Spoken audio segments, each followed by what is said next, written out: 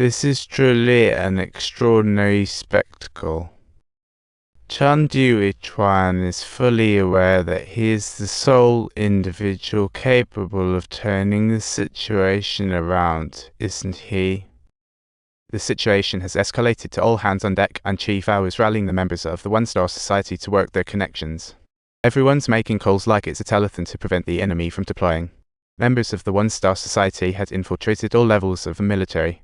In no time, military phones were ringing off the hook like it was New Year's Eve. Meanwhile, the 2nd Special Task Force was on their way home when the brigade commander stopped them, complaining why they turned around.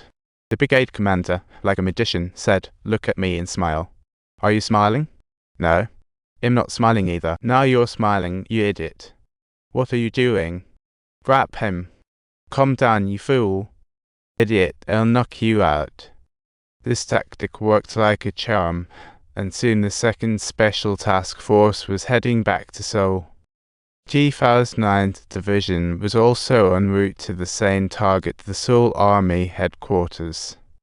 After One-Star Society used its networks, troops told Lee Tae-jin not to deploy. 26th and 30th Divisions soon followed suit, halting operations. Even Lee Tae-jin's trusted 8th Special Task Force stopped. Lee Tae-jin had to call the 8th Special Task Force commander, the one person from the officer training camp who had a shot at help. But the commander refused, saying they were understaffed. However, Lee Tae-jin's words swayed him. "Boss, my emperor, listen. We've been fighting our whole lives. If we're gonna fight, we gotta go all out. Aren't we, soldiers?" The 8th Special Task Force decided they would reach Seoul before the 2nd. This news made Chun Doo-gwang anxious. The commanders started getting jittery like they just saw a ghost.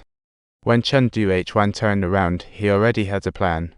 He called the deputy army chief and claimed he could get the authorization for the arrest of the chief.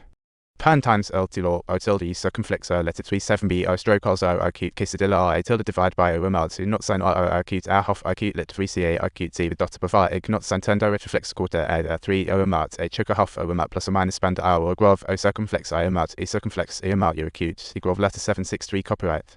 To avoid a bloody conflict, a full military withdrawal was proposed, requiring the other side to pull back the 8th Special Operations Brigade too. The deputy agreed after much thought.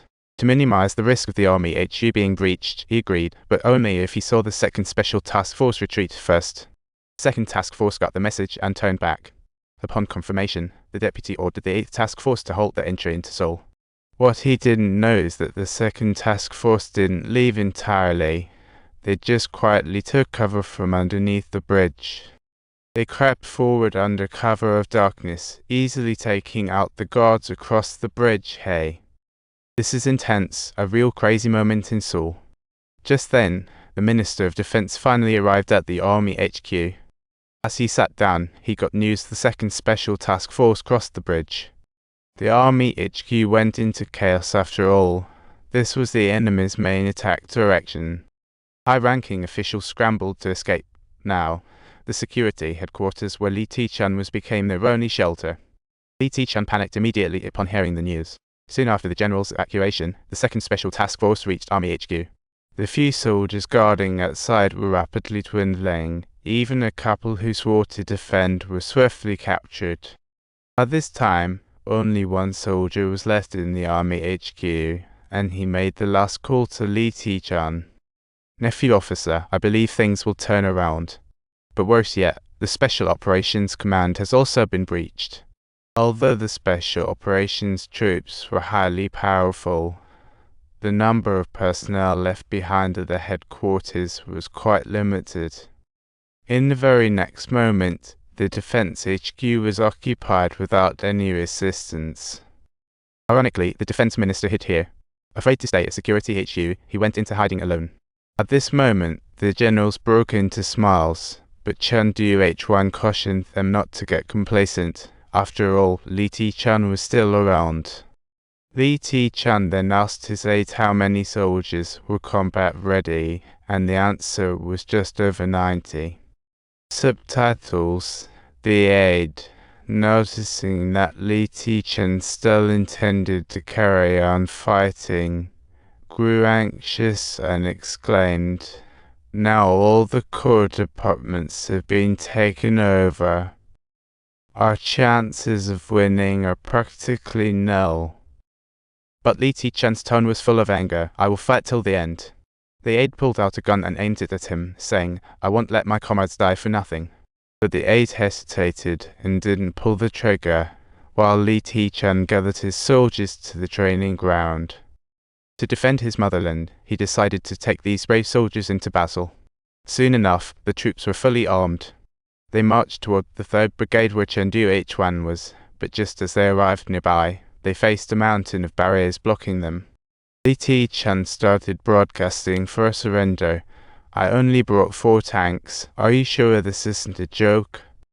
But Doo-gwang quickly calmed down, deciding to negotiate with Lee Tae-jin himself, like a hero in a movie, sitting atop an armored vehicle. If you fire, everyone will perish. Little did he know, Lee Tae-jin was already mentally prepared for that. At the crucial moment, an unforeseen figure arrived at the 3rd Brigade, 15-6 before firing. A voice crackled over the broadcast. It was the Minister of Defense, ordering Lee Tae-jin to immediately cease all attacks. But before Lee Tae-jin could even react, the minister had already made the decision to dismiss him. At that very moment, Doo-gwang declared loudly that Lee Tae-jin was not just the security commander, but also a rebel. Tears welled up in Lee Tae-jin's eyes as he faced the airborne troops of the 2nd Special Task Force and was completely surrounded. The commander of the artillery regiment phoned him, stating that he was unable to follow orders any longer. He knew he had been completely defeated and silently took off his helmet. After apologizing to the last few soldiers still loyal to him, Lee Tae-jin solemnly issued the retreat order. At that moment, he firmly stepped over the barricade and crawled toward the other side, with cold lights flickering in the background. On a snowy winter night in Seoul, the surrounding car lights illuminated this lone yet unyielding warrior. He thought about drawing his gun. Unfortunately, his gun fell to the ground, and countless guns were already aimed at him. He actually had no opportunity to shoot at all, but he still crawled up to Doo-gwang. And Doo-gwang remained silent. Victory was his best answer. Moreover, after Lee Tae-jin's arrest, Doo-gwang and others pressured the president to sign the treaty. However,